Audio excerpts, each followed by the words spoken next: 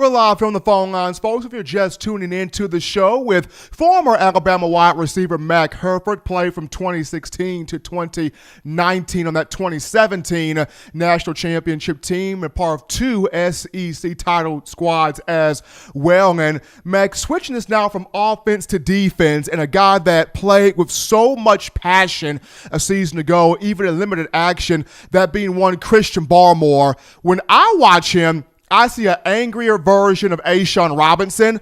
I know some people compare him to Quentin Williams. You played with Q. You came in the same recruiting class as Q Williams 2016. When you look at Barmore, what separates him when you watched him in practice, when you watched him in games, when you watched him in the locker room? What was Barmore's mentality 24/7 as he prepares for this year?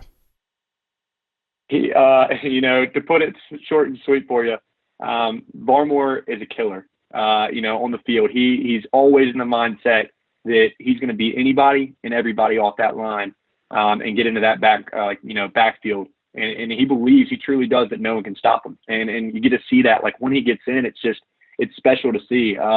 He gets in there and he makes it happen. His production last year was unreal when he got in. And I would say he is similar to Q, in a way.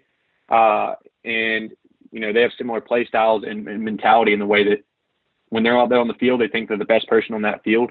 And a lot of times that shows. I can think about a time that he got in at the end of a game last year where he had a just massive sack, and the whole team was surrounding him. He's just a charismatic guy, that people love to be around. He's loud, he's enthusiastic. And so I think that's what makes him special, and I think that's the mentality he has, and I really like he's going to ball out next year.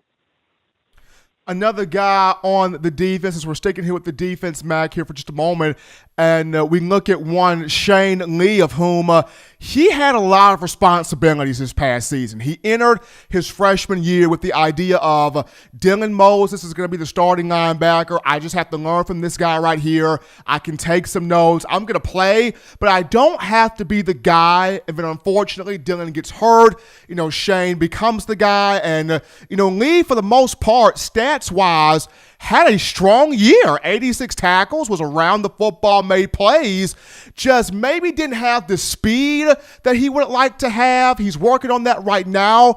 But from playing with him last year, what do you expect, or what can we expect from Shane Lee as he looks to make that jump from year one to year two?